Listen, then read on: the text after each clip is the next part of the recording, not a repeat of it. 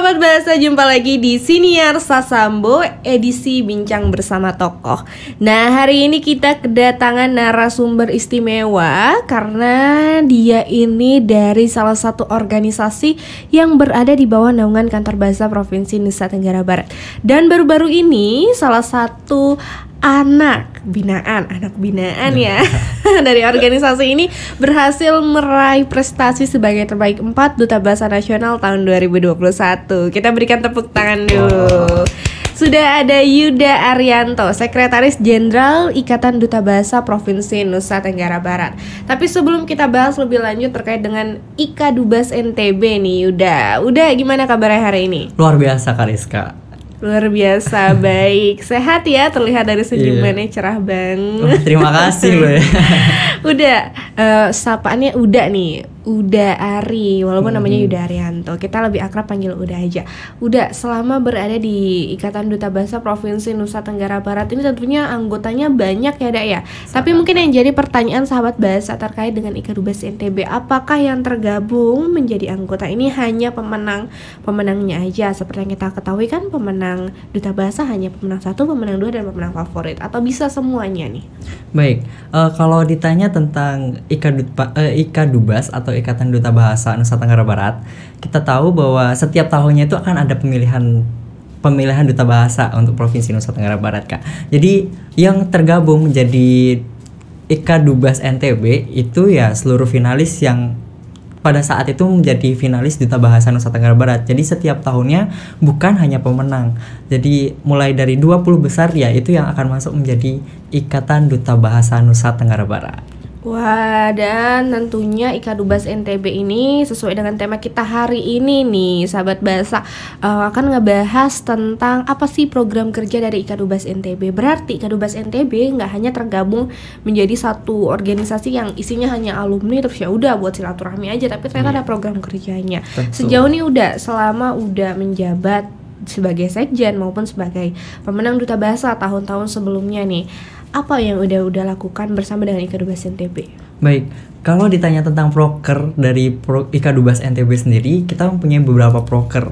Kalau di media daring, kita punya tentunya masih aktif hingga sekarang itu Hataku, Hari Kata Baku. Jadi teman-teman yang pendengar atau penikmat dari Siniar Sasambo, teman-teman bisa mengunjungi media sosial kita di Instagram yaitu Duta Bahasa NTB. Teman-teman setiap hari Rabu, hari Jumat itu teman-teman bisa mengikuti Hataku. Jadi teman-teman bisa belajar nih yang benar itu menggunakan bahasa yang seperti apa sih, misalnya apotek atau apotik seperti itu. Teman-teman akan bisa memilih di situ. Jadi kalau teman-teman salah, jadi yang benar tuh yang seperti ini.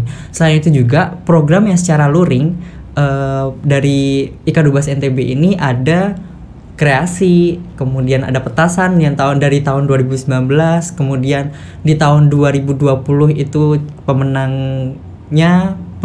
satunya membawa Dengklek Sasambo. Kita juga yang tahun ini yang terbaru itu pemenang 1 Duta Bahasa NTB itu mempunyai program Kadaring Sibi. Jadi mereka membuat sebuah kamus bahasa tapi berbahasa syarat.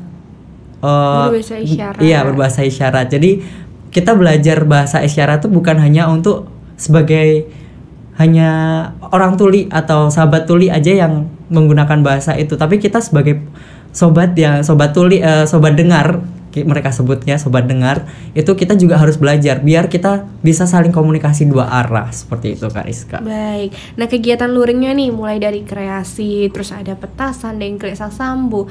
Ini tuh sebenarnya yang menggagas atau orang-orang yang berada di belakang IKA Dubas ini siapa aja sih udah? Oke, jadi kalau yang berada di belakang layar itu tentunya pembina kita gitu. Pembina kita ada Bu Nuryati sebagai pembina Duta Bahasa Provinsi Nusa Tenggara Barat, kemudian ada Ibu Umi Kulsum sebagai Kepala Kantor Bahasa Nusa Tenggara Barat seperti itu. Dan ada beberapa alumni yang selalu kita ajak kerjasama. Jadi setelah selesai dari bertugas menjadi pemenang Duta Bahasa Nusa Tenggara Barat, tidak serta-merta kita lepas seperti itu. Jadi kita harus selalu mengajak kerjasama seperti itu Kak. Baik, dan tentunya nggak mudah ya untuk mengumpulkan banyak massa, mengadakan program kerja, kemudian juga memberikan manfaat untuk orang banyak. Nah, yang menarik nih, Hataku, Hari Kata Baku. Gimana pendapat orang-orang di media sosial, khususnya Instagram ya, tempat dilaksanakannya program kerja ini, dengan keberadaan Hataku yang berkala pada setiap minggunya? Baik, Hataku ini kalau kita lihat dalam perkembangan beberapa waktu yang lalu, saya mendapat laporan bahwa banyak sekali masyarakat yang masih salah dalam menggunakan kata baku kata baku gitu. Jadi setelah mereka tahu kata baku yang benar, oh ternyata seperti ini ya Kak. Oh jadi saya tahu deh bahasa yang benar itu seperti apa sih. Oh jadi selama ini saya salah ya, kata mereka. Jadi kita secara tidak langsung itu memberikan efek, itu tidak harus bersosialisasi, tapi kita memberikan soal langsung mereka yang mereka gunakan sehari-hari itu sudah benar atau belum, seperti itu. Jadi efek atau dampak yang kita berikan itu bukan hanya sekedar sosialisasi belaka, seperti itu Kak. Nah, terus juga ada program kerja lain yang dilaksanakan secara luring seperti kreasi, dengkrik sasambo, petasan. Dari sekian banyak program kerja ini, yang paling berkesan untuk Ika Dubas dan memiliki nilai tersendiri ketika dijalankan program kerja itu apa sih udah? Wah, apa ya kalau ditanya, karena memang kreasi dan petasan itu kita secara langsung bertemu dengan anak-anak. Kalau saya sendiri sebagai sekjen, hingga saat ini yang sangat saya berkesan adalah kreasi dan petasan. Karena yang kreasi ini adalah singkatan atau akronim dari kreativitas, edukasi, dan literasi. Nah, jadi kita bukan hanya sekedar datang berkunjung ke suatu, kita sebutnya sebagai balai atau lumbung ya. Kalau di sini balai ya, balai belajar masyarakat, tapi kita juga membuka donasi untuk teman-teman yang kiranya mempunyai buku-buku yang sudah tidak terpakai gitu, kita terima, kita tampung. Tapi nanti setelah itu kita pilah-pilah. Untuk balai ini tuh cocoknya itu mulai sampai tipu, sampai salah nih kira. Jadi cocoknya itu buku bacaan yang umur berapa sampai umur berapa, seperti itu. Terus kemudian jadi kita tidak hanya belajar bahasa saja, tapi kita juga di sana juga bermain dengan anak-anak. Salah satunya belajar tentang puisi, bernyanyi, seperti itu salah satu program literasi kayak gitu sih Kak. Wah, luar biasa. Dan ini sudah berjalan juga programnya cukup lama nih sahabat bahasa. Jadi Ika Dubas itu bukan hanya sekedar organisasi perkumpulan duta-duta dari kantor bahasa, tapi juga ini yang memberikan manfaat, meningkatkan minat literasi masyarakat sesuai dengan tujuannya. Nah, kalau dengan kreasi dan petasan dan Dengkrik Sasambo itu sudah berjalan di mana aja? Udah pernah mengunjungi tempat-tempat apa aja sih Ika Dubas?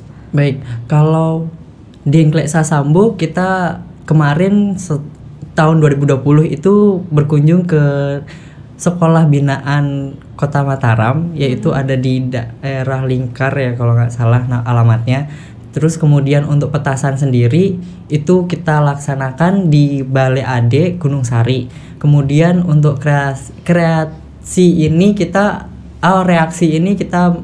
melaksanakannya ada di karena NTB ada 2 pulau, jadi kita melaksanakan di 2 pulau. Di Sumbawa itu ada di SDIT atau sekolah di bawah tower. Kemudian ada beberapa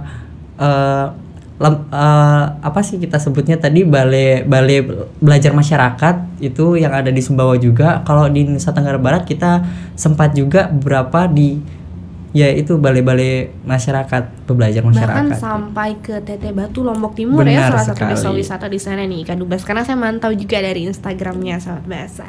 Nah, udah dari sekian lama bergelut di organisasi Ika Dubas nih, apa kesan ngelihat mungkin ada beberapa anggota yang hilang, datang, pergi gitu kan, sementara program kerja harus tetap berjalan. Gimana rasanya sebagai seorang sekjen ngelihat peristiwa-peristiwa seperti itu? Tentunya kalau kehilangan anggota itu sedih ya, karena serasa kita tuh di sini berdiri ya atas kemauan sendiri. Jadi kita tidak bisa memaksakan karena mungkin kesibukannya dalam dunia ini kan nggak hanya melulu tentang Ika Dubas.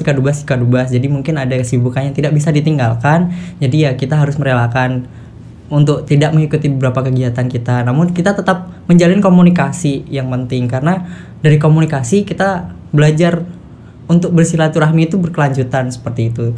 Terus kalau yang terkesan selain menjadi sekjen ini kan beratnya adalah bagaimana biar teman-teman itu tetap aktif gitu. Jadi kalau teman-teman aktif kan enak, kita jalan kemana-mana gitu enak, kemudian komunikasi juga lancar seperti itu. Jadi harapannya kalau anggota yang akan datang di tahun 2022 berarti ya teman-teman yang mau ikut Duta Bahasa, kami tunggu. Nanti kita akan sambut dengan meriah di pemilihan Duta Bahasa Provinsi Nusa Tenggara Barat tahun 2022. Nah, berarti tuh sahabat bahasa cara menyiasatinya anggota organisasi mungkin yang hilang pergi, kemudian ada yang datang lagi, pastinya harus menjalin komunikasi yang baik.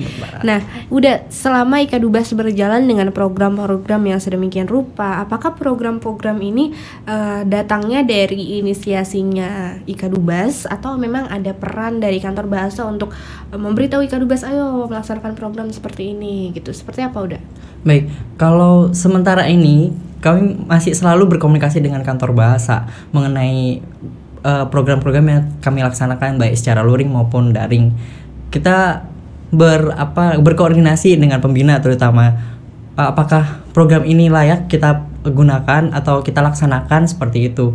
Kemudian untuk inisiasi pasti inisiasi dari teman-teman sendiri, karena dari pengurus Ika Dubas NTB juga mempunyai banyak sekali kreativitas yang bahkan kalau kita teman-teman sendiri setiap divisinya punya program kerjanya masing-masing. Jadi kita kumpulkan semuanya. Kemudian barulah dalam satu program kerja itu kita tidak harus muluk-muluk ambil 20 program kerja dan lain sebagainya. Pasti akan kita pilah dan pilih gitu. Kemudian barulah kita berdiskusi dengan pembina apakah ini disetujui untuk dilaksanakan selama 1 tahun ke depan atau mungkin kita tahan terlebih dahulu, kita proses untuk tahun-tahun berikutnya seperti itu. Jadi kita harus selalu mendukung visi dan misi dari kantor bahasa sendiri seperti itu. Wah, tentunya yang berkaitan dengan Trigatra Bangun Bahasa.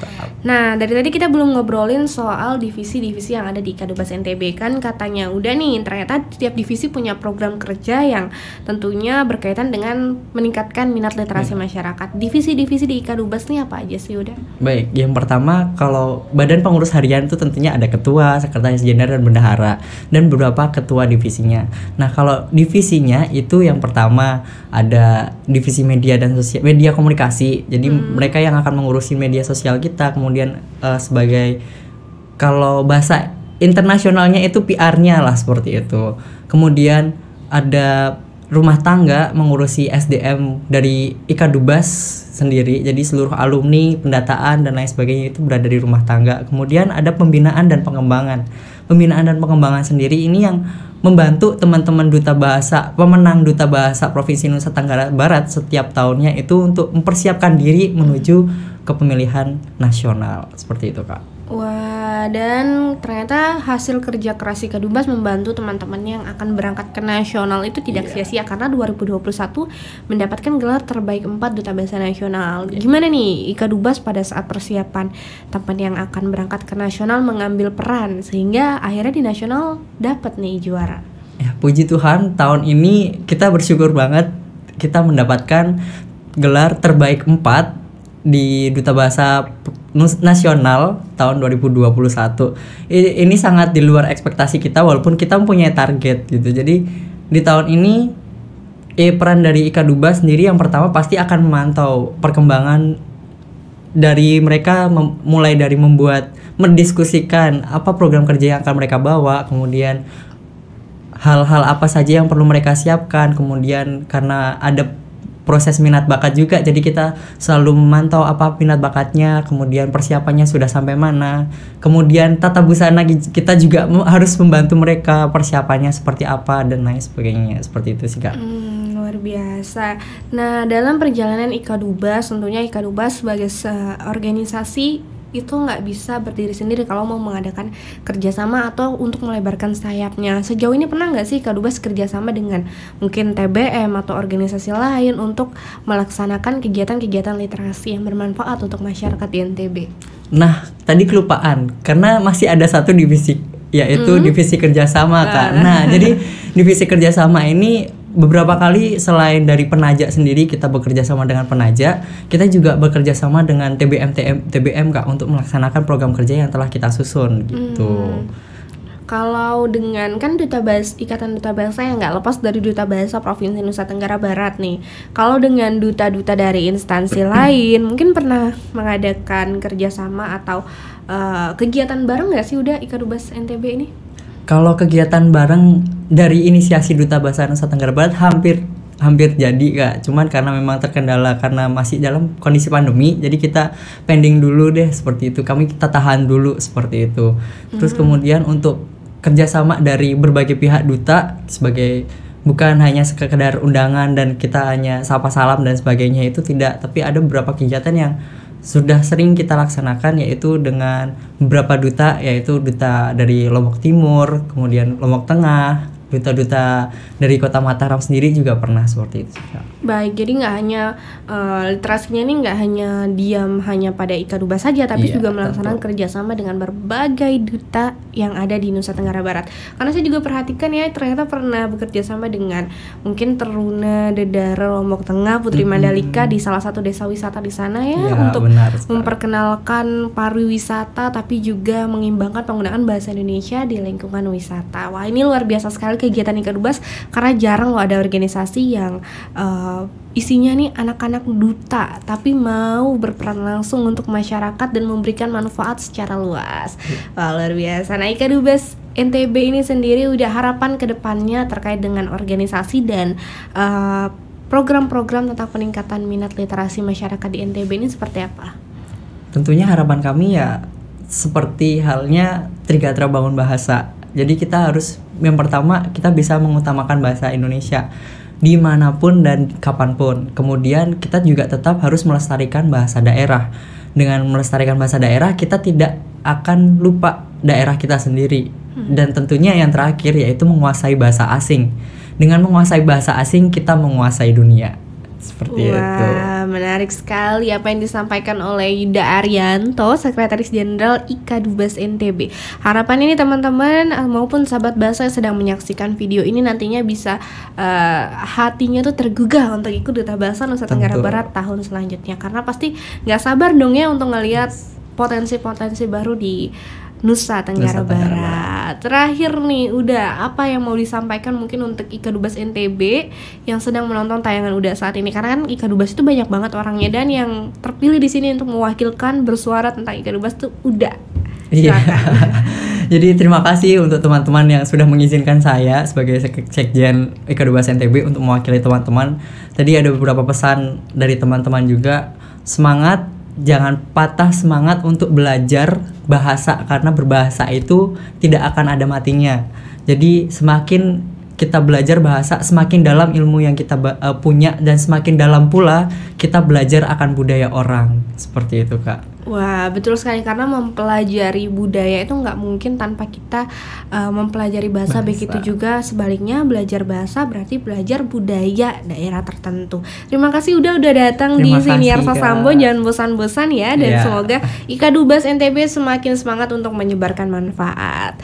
Nah, sahabat bahasa, itu tadi perbincangan saya dengan Yuda Arianto, Sekjen Ikadubes NTB. Dan ternyata Ikadubes NTB ini banyak sekali programnya yang bertujuan untuk meningkatkan minat literasi masyarakat di NTB.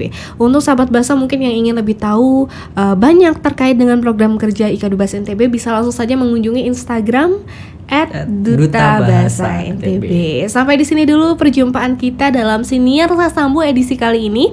Saya Rizka Wijaya pamit undur diri. Wabillahi taufiq wal hidayah. Wassalamualaikum warahmatullahi wabarakatuh. Sampai jumpa. Nah, sahabat bahasa, itu tadi tayangan Siniar Sasambo edisi kali ini. Gimana? Seru kan? Nah, maka dari itu sahabat bahasa, jangan lupa untuk berlangganan kanal YouTube Kantor Bahasa Nusa Tenggara Barat. Sukai video yang kamu pilih, berikan komentar dan nyalakan lonceng pemberitahuan supaya kamu tidak ketinggalan video-video terbaru dari Kantor Bahasa Nusa Tenggara Barat. Tadi video-video yang kamu saksikan juga kamu dengarkan dan saksikan melalui SoundCloud dan Spotify Siniar Sasambo. Jangan sampai terlewat ya. Dah.